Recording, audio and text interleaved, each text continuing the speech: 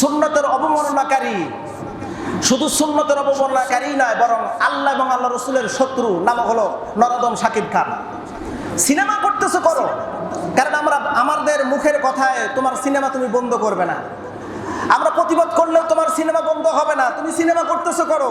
কিন্তু সিনেমার ভিতরে এই রাসূলুল্লাহর সুন্নত, বিশ্বনবী সবচেয়ে বেশি পছন্দ করতেন পোশাকের মধ্যে তিনি পাগড়ি পরা।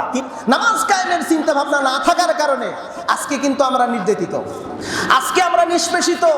সমাজের ভিতর যদি নামাজ কায়েম থাকতো তাহলে আমার সমাজের ভিতর চোর খুঁজে পাওয়া যেত না, ঘুষখোর খুঁজে পাওয়া যেত না।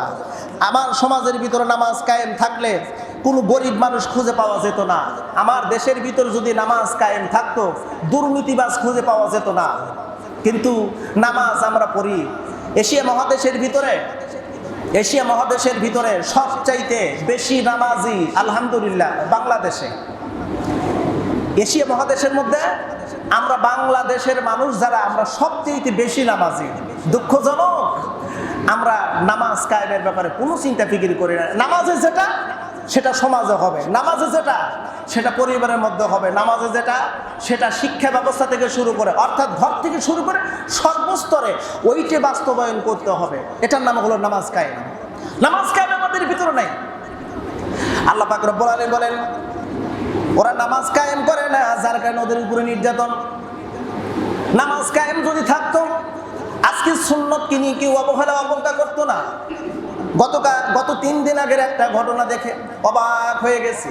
আচ্ছা বলুন তো, আমরা নামাজ কালাম একটু কম পড়লেও আমাদের রাসূলুল্লাহর সুন্নত, এমনকি ইসলামের হুকুমিয়াত ফরজ বিধান নিয়ে কেউ যদি তামাশা করে, কেউ যদি উপহাস করে, এটাকে আমরা কখনো মেনে নেব? কথা বলেন না, এটা কি কেউ আমরা মেনে নেব? কেউ মেনে নেব না। হজ নিয়ে, নামাজ নিয়ে, এক কথা সুন্নত নিয়ে কেউ যদি অবমাননা করে কোনো কথা বলে বা কোনো কাজ যদি করে, এটা কিন্তু আমরা মেনে নেব না। এই যে আমার মাথায় আছে পাগড়ি, পাগড়ি পরা হলো পোশাকের সুন্নত। এটা কিসের সুন্নত? এটা কিন্তু পোশাকের সুন্নত, এটা নামাজের সুন্নত না। এটা পাগড়িটা হলো পোশাকের সুন্নত। এখন এই সুন্নত শুধু সুন্নত নয়, শুধু সুন্নত নয়, নবী করিম সাল্লাল্লাহু আলাইহি ওয়াসাল্লাম নিজে পাগড়ি পরেছেন, সাহাবায়ে কেরামদেরকে বলেছেন তোমরা পাগড়ি পরো। এমনকি পাগড়ি পরে রাসূলুল্লাহ ঘুমাইয়েছেন, এমনও হাদিস পাওয়া যায়। এই পাগড়িটাকে নিয়ে যদি কেউ উপহাস করে, এটা কিন্তু আমরা মেনে নিতে পারবো না, আমরা মানতে পারবো না। রিসেন্টলি আজ 3 দিন হলো যে বিষয়টি নিয়ে আজ টল হচ্ছে, সামাজিক গণযোগাযোগ মাধ্যমে যেটা টল হচ্ছে, বিভিন্ন সংবাদ মাধ্যমে খবরটি ছড়ানো হচ্ছে, প্রচার করা হচ্ছে। আমার বাংলাদেশের একজন ব্যক্তি, তার নাম আপনারা সকলেই জানেন, ছোট বড় আবাল বৃদ্ধ বনিতা, বিশেষ করে মুরব্বী মানুষে বেশি জানার কথা। আমার জানা মতে আমার দেশের একজন নরধম ব্যক্তি, সুন্নতের অবমাননাকারী, শুধু সুন্নতের অবমাননাকারী নয়, বরং আল্লাহ এবং আল্লাহ রসুলের শত্রু নাম হলো নরদম শাকিব খান। সিনেমা করতেছো করো, কারণ আমরা আমাদের মুখের কথায় তোমার সিনেমা তুমি বন্ধ করবে না, আমরা প্রতিবাদ করলেও তোমার সিনেমা বন্ধ হবে না, তুমি সিনেমা করতেছো করো। কিন্তু সিনেমার ভিতরে এই রাসূলুল্লাহর সুন্নত, বিশ্বনবী সবচেয়ে বেশি পছন্দ করতেন পোশাকের মধ্যে তিনি পাগড়ি পরা। কি পরা? জোরে বলুন। পাগড়ি পরা বিশ্বনবী সবচেয়ে বেশি পছন্দ করতো। রাসূল বলেছেন, তোমরা যখন পাগড়ি পরবা মনে রাখবা এই জান্নাতি লেবাস তোমার মধ্যে চলে আসলো, কারণ পাগড়িটা হলো জান্নাতের লেবাস। জোরে বলেন একটু সুবহানাল্লাহ। জান্নাতি এই যে লেবাস, তুমি পাগড়ি পরে তুমি সিনেমা করতে চাও, সিনেমাটা তো হারাম, বিলকুল হারাম।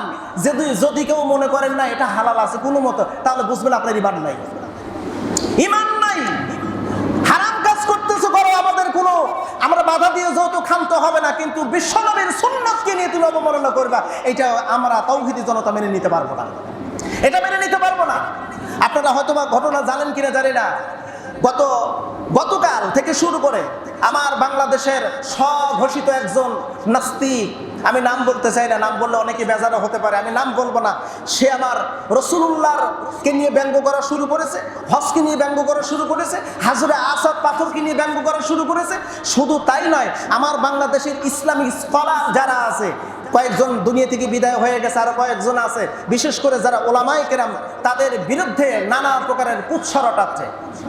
এগুলো কেন, কি জন্য, কেন এগুলো করতেছে?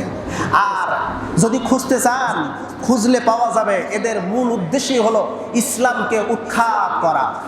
নামে মুসলিম, নামের পূর্বে মোহাম্মদ, নামের শেষে হোসাইন, ইসলাম আছে, কিন্তু বাস্তবিক খুঁজে দেখা যাচ্ছে ও মুমিন না, ও মুমিন না। ইমান থেকে সে বিচ্যুতি হয়ে গেছে। ইমান হারানোর অনেকগুলো কারণ আছে। এর মধ্যে একটা কারণ আমি বলে দেই, একটা কারণ শুধু বলবো, সেইটা হলো আল্লাহ এবং আল্লাহ রসুল্লাহর যে বিধান, আল্লাহ এবং আল্লাহর নবীর যে বিধানগুলো, এই বিধানটা না মানা এবং এর বিরুদ্ধচরণ করা, সাথে সাথে সে বেঈমান হয়ে যাবে, বেঈমান হয়ে যাবে। আল্লাহ এবং আল্লাহ রসুলের কথাগুলো যারা বলে তাদের বিরুদ্ধে প্রকাশ্যে দাঁড়ালেই সে বেঈমান হয়ে যাবে, ঈমান হারা হয়ে যাবে, তার ঈমান থাকবে না। মুমিন সাবধান। আল্লাহ রাসূল সাল্লাল্লাহু আলাইহি সাল্লাম বলেন, মুমিনের কত মর্যাদা।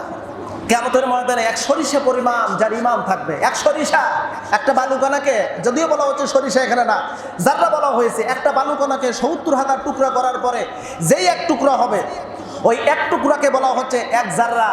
আর এক জাররা পরিমাণ যদি কারোর ঈমান থাকে, ওই ব্যক্তিটা আল্লাহর কাছে মুমিন হিসেবে থাকবে এবং তাকে আল্লাহ পাক জান্নাত দান করবে। জোরে করে একটু সুবহানাল্লাহ। এখন ঈমান যদি না থাকে বলুন তো আল্লাহ কি জান্নাত দেবে? আর একটা কথা শুনে রাখেন, ঈমান যদি না থাকে, ঈমান যদি চলে যায়, আমরা নামাজ পড়তেছি, এর কিন্তু সওয়াব আছে না? সওয়াব আছে না? কথা বলেন না। নামাজ পড়লে সওয়াব আছে না?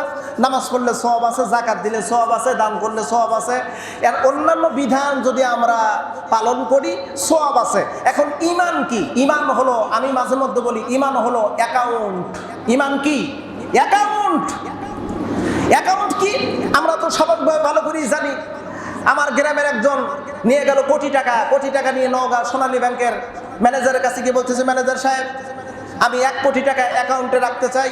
ম্যানেজার সাহেব বলবে, আপনার অ্যাকাউন্ট নাম্বার দেন, অ্যাকাউন্ট যদি থাকে আমি টাকা রাখতে পারবো। বলছে, আমার তো অ্যাকাউন্ট নাই। বলে, অ্যাকাউন্ট যদি না থাকে আপনার টাকা রাখার অথরাইজেশন আমার নাই।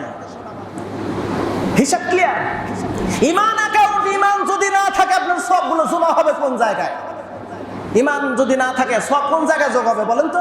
সব যোগ হওয়ার কোনো জায়গা থাকবে?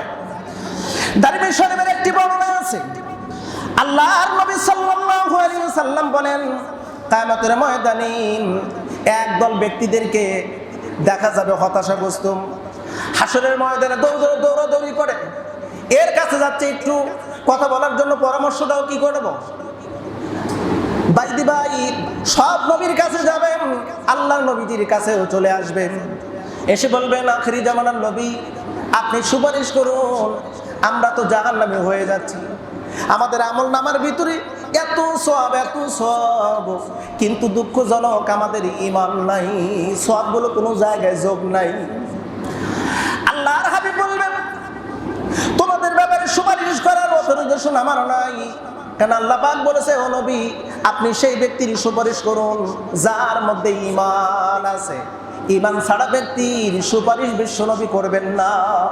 ঈমান যদি থাকে আর যদি নেকি যদি কমতিও থাকে, হাদিস শরীফের মধ্যে আসে, যদিও বর্ণনাটি দুর্বল, কিন্তু এই কথাটি মুহাদ্দিসিন কেরামগণ বলেছেন, আল্লাহর নবীজি সাল্লাল্লাহু আলাইহি ওয়াসাল্লাম কোন উম্মতকে নেকির পাল্লায় যখন নিয়ে যাওয়া হবে, নেকি আর গুনাহর ওজন যখন করানো হবে, নেকি কম, রাহমাতুল লিল আলামিন পকেট থেকে একটা কাগজের টুকরা বের করবে, নতুবা রাহমাতুল লিল আলামিনের হাত নেকির পাল্লায় রাখতে না রাখতেই নেকির পাল্লা ভারী হয়ে যাবে।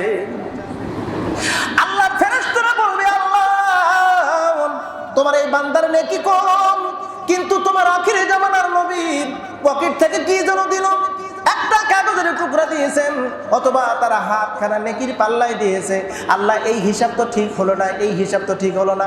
আল্লাহ ডাক দেবেন, ফেরেশতারা রে, আমার নবী যা করেছে ওইটাই ঠিক, কারণ আমি আল্লাহ আমার নবী কি দুনিয়া এবং আখিরাতে সমান মর্যাদা আমি দিয়েছি, আমি সমান মর্যাদা দিয়েছি। সে যদি কারোর পক্ষ নিয়ে সুপারিশ করে, সুপারিশ গ্রান্টেড, কিন্তু ঈমান হারা ব্যক্তির পক্ষে বিশ্বনবী সুপারিশ করবেন না। অতএব আসুন